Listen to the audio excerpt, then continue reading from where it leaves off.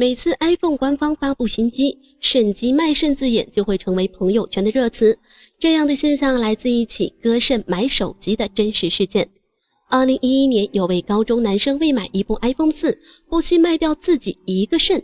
那么卖掉一个肾的他，现在如何了呢？2011年，一位17岁的高中男生脸色苍白地走进一家 iPhone 专卖店，全款买走了当时最火的手机 iPhone 4。虽然身体很虚弱，但是拿到手机的那一刻，他的虚荣心得到了巨大的满足。然而他却付出了一个肾的代价，他就是改肾换机的王刚。小王能对 iPhone 4如此痴迷，除了虚荣心，还与当时大环境有关。1995年，王刚出生于安徽一个贫穷的家庭，父母都是普通农民，家庭收入不高。在这样的家庭环境长大，小王非常羡慕同龄人的优渥生活。2011年，17岁的小王刚好读高中，也正是那年 iPhone 4手机大火，时尚的外观和先进的机型成为人人爱慕的对象，有人连夜排队就为买到最新款的 iPhone 4。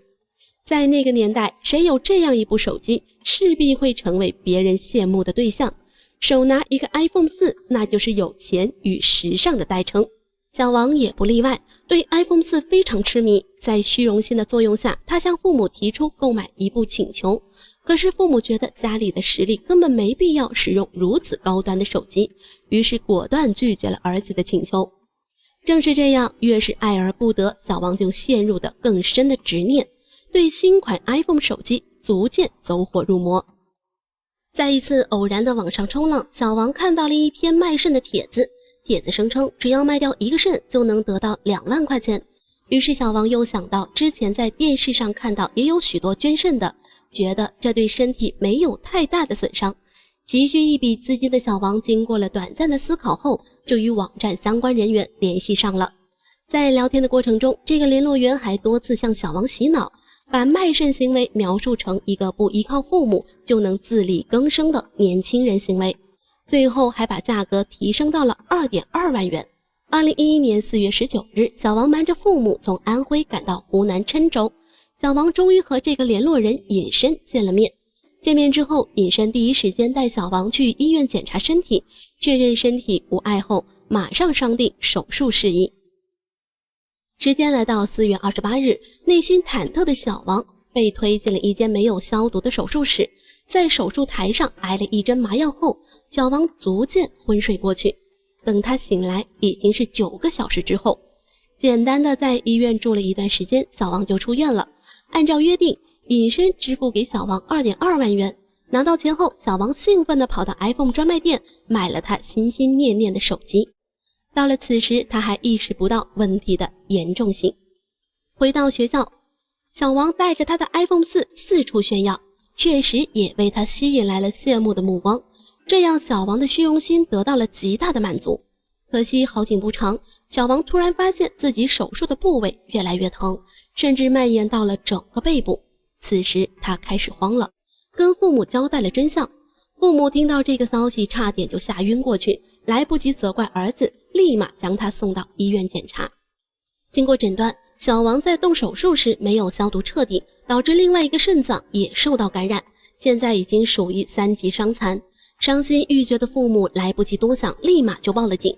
在经过小王提供的线索，警方立即端掉了该卖肾窝点，将11名涉案人员缉捕归案。原来这个尹申也只是个中间商，而他的上司才是幕后老大，因为赌博欠下了债，为了还清账单做起了肾脏的交易勾当。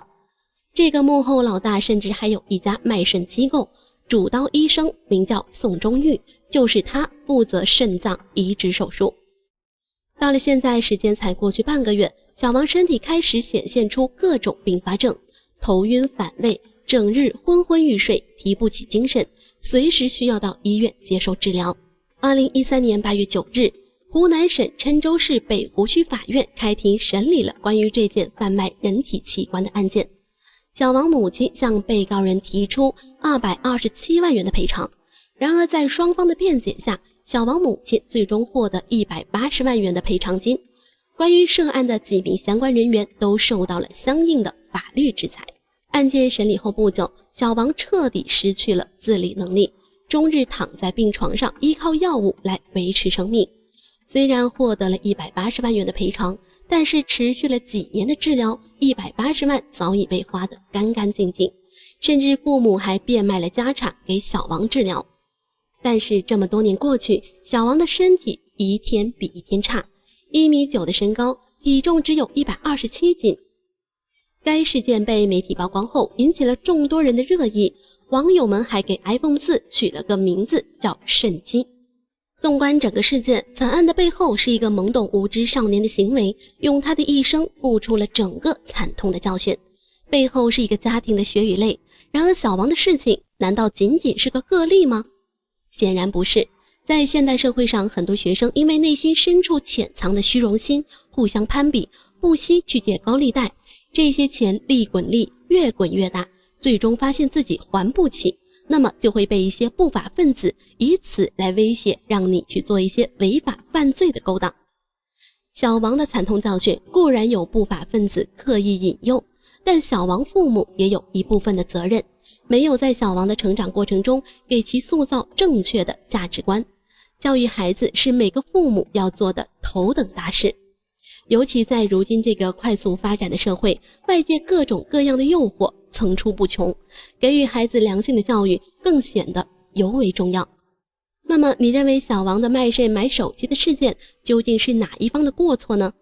欢迎您的留言，我们下期再见。